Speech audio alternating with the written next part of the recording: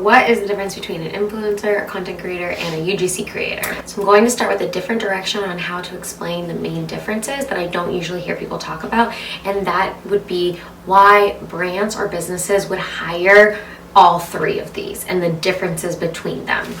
So obviously they're all creators because they all need to create content in order to do their job and what they need to do for a brand or business who hires them, but their goals and guidelines for how they're going to create are going to look different. Of course, someone could be all three of these. I have worked as all three of these before, but generally you work mostly as one of these. The majority of the work you will do will be either influencer work, it will be content creator work, or it will be UGC creator work.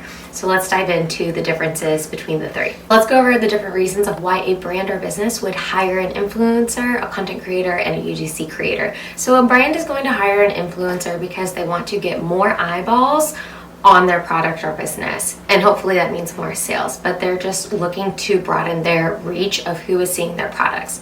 When a brand or business is hiring a content creator, they're hiring them to create really high quality photos or videos that are on brand for them and also have a unique twist or style from the creator. And they're going to hire a UGC creator in order to have really organic feeling content, but that is really sales driven and is really educating and demonstrating their product or service. So let's dive into the specifics of each creator type and then what you should focus on if you want to get more work in that sector. So a brand's going to hire an influencer to reach a really specific audience. So the main reason they're hiring an influencer is for that audience, and they're trying to target a very specific audience with that. So it might be a specific age range, or it might be, they want to target young millennial females, or they might want to target specifically Gen Z guys. Like, they might have a really specific target audience. They might be looking just to target someone based on location, like they just want to target people in New York City. So they're going to look for influencers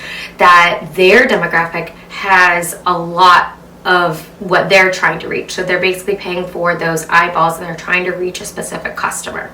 Another reason they're hiring them is because they're obviously looking to either build brand awareness and recognition or to get more sales, and they're looking to do that through someone who has a lot of trust with those target people. A lot of brands, especially bigger brands, they'll have campaigns based on goals, either for building brand awareness and brand recognition or for sales.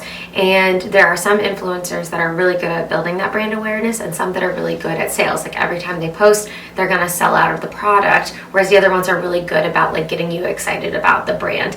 Sometimes influencers can be both, but I have found in my experience a lot of the bigger companies will differentiate those two buckets, also differentiate the campaigns as well. The thing with this type of content is not necessarily that it's super high quality or really high produced. It's more that it's organic to the audience, because the end goal is just resonating with that audience. And so it's most important out of all three that the style of the content and how it's produced is very organic to that influencer and that creator. The authenticity is really important and the trust is really important. So this type of content is really important for the influencer's brand to stay intact and how they create, and it feels really organic and natural to them. So it's really important with this type of work that you really know your stats, you know your audience really well, and that's what you want to focus on building. If you want to get more work as an influencer, you really need to focus on your own community, building trust with your community, engaging with your community, and also building a very targeted and specific community, because that's what brands are going to pay you for, is access to that community. For instance, a hair care brand is going to want to target a specific community of people. They want to know that you're used to talking about hair care with your audience. So that's one of the most important things to focus on is that brand building content for your audience and really focusing on that community. Your stats are going to be really important for these types of campaigns, and that's one of the most important things to show brand is your stats. Like, how are your conversions? What are your click-through rates? How many people are clicking on the brand name of a story if you link it? How many people are giving that brand a follow? These type of stats are really good to show them, because that's kind of what they're looking for the most. Building awareness of the brand, or are they getting sales? So those are really great things to demonstrate and to focus on. And can, when you create content, how can you build that trust? You know, just showing them comments or DMs you get of people responding to certain products, showing that you have a lot of trust and basically you influence people's purchasing decisions. So a brand's gonna hire a content creator because they reliably create really high quality content. It's really expensive to hire an entire production team, a videographer, a photographer, photo assistant to help create short form content, and then hire the models. It's a lot to hire a full scale photo shoot, and content creators pretty much act like their own production house of being able to create video or photos at a really high quality and professional level. And they're also hiring them based on their style. So one of the number one things they're going to look for is that a content creator's style is really on brand for their company or brand. So it should feel like a really natural fit, and that the style is also recognizable. The other thing that they're gaining from this is generally with content creators, they usually are somewhat of influencers. They might not work as influencers, some do. They generally have some sort of their own brand recognition, so they get that benefit when people see that content. They associate that content creator with that brand. But the main goal when brands are hiring content creators is that they want reliably good content that they can then distribute on their own social media channels and their own digital marketing efforts. It's essentially a cheaper way for them to hire out really good content. If you want more work as a content creator, you should really focus your work as your portfolio. You want to focus on the production of your work, the quality of the work. Brands that you ideally want to work with, when they come and see your page, when they come and see your work, they're going to go, oh, we're so in tune with each other. This person feels really organic to our brand. This person is just very on brand for us. Like, you should be able to picture what you post on their page. So if, like, let's say you want to work with a company like Billabong, look at the posts that they're posting, and then are the things that you're sharing in what's in your portfolio, is that very similar? Because that's going to make that hire really easily, because that's what they're looking for. Lastly, a brand is going to hire a UGC creator for really high converting sales content that feels really, really organic. But this is definitely to drive sales. It's to really demonstrate and educate on their product or their brand or their service. But it's also supposed to feel like you're just talking to your friend. It's almost like a story, but it's really specifically produced instead of like just talking to camera Instagram story. Usually there's a little bit more quick transitions and demonstrating the product. Like, it definitely needs to be a shorter clip, but it's all about the product and brand, and it's not about the creator at all. It's not necessarily about the style at all. It really needs to convert.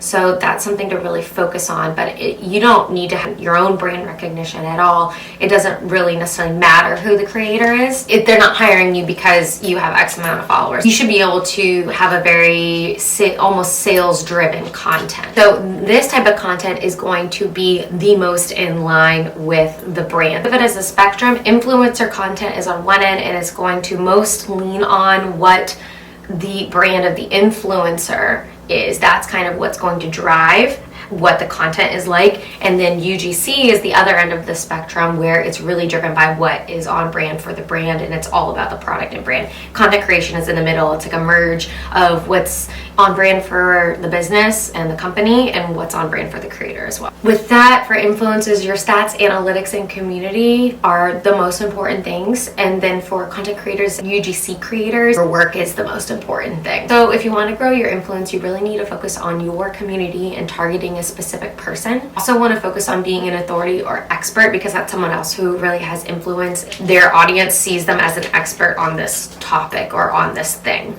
Content for building that influence, you also are going to be sharing a lot more personal and vulnerable content, whereas as a content creator, UGC creator, you don't necessarily need to share the more personal and vulnerable self of yours. With building your influence as an influencer, with building that reputation, you do need to connect more with the audience, and you do need to do that through sharing more of like your personal life and personal story and vulnerability in order to build that trust with them. So influencers also build a lot of their brand through storytelling and connection-based content, through a lot of relatability or a lot of aspiration. This is where you build a community of people who really look up to you, who really value your opinion, who trust you, and they're inspired by you and see you as an authority on something or an expert on something, or, you know, just the go-to person for this thing.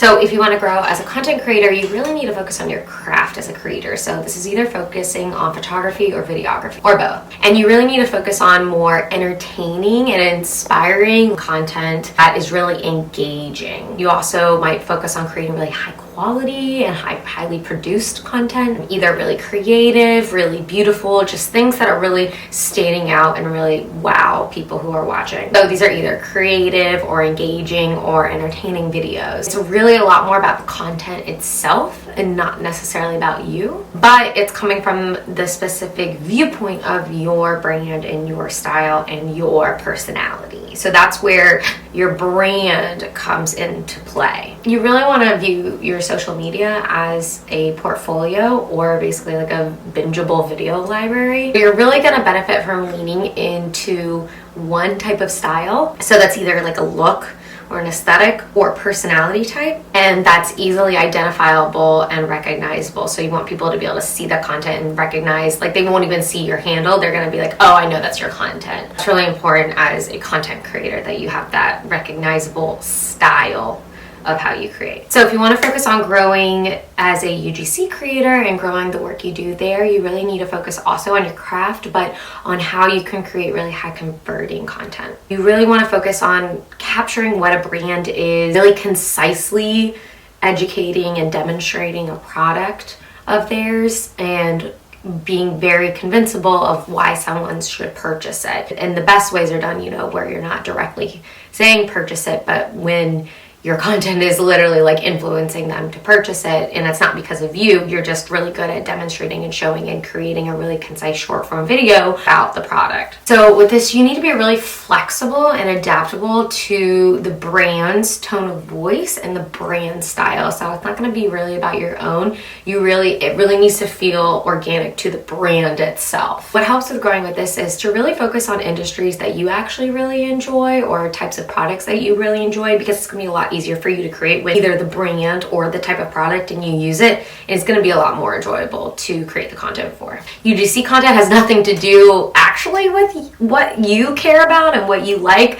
So it's going to just be helpful for you in the long run if you're creating UGC content around things that you already enjoy and use anyway, since it's not about your opinion. The content has nothing to do with your opinion at all, but your ability to convince someone else about it. So it's going to be a lot easier for you and more enjoyable for you to create this type of content when you actually are focused on products or brands that you do enjoy. Your social media is really a portfolio of your work to be able to create. So it is helpful if you want to do more UGC content, either have a specific UGC content portfolio that can be found linked on your social media page, or you have examples on your profile that you do post more of like that UGC selling type of content where you're showing off a product and like how to use it and educating about it. Because basically when brands are hiring you either as a content creator or UGC creator, they just want to be able to see examples of what you can create before they're hiring you. You have to demonstrate that. I hope this helped you identify the main key differences between an influencer, a content creator, and a UGC creator, and hopefully gives you some ideas if you're looking for more ways that you can expand how you work as a creator, different avenues to explore, or maybe some things you need to work on in order to bolster your portfolio, or maybe you need to focus on your community building as well. I share a lot of tips, tricks, tutorials all about social media and Instagram here on my channel, so make sure you're subscribed. I'll have more videos coming, and if you're not already following me on Instagram and TikTok, go ahead and follow me here at the same handle, Callie Hill, and I will see you guys next time.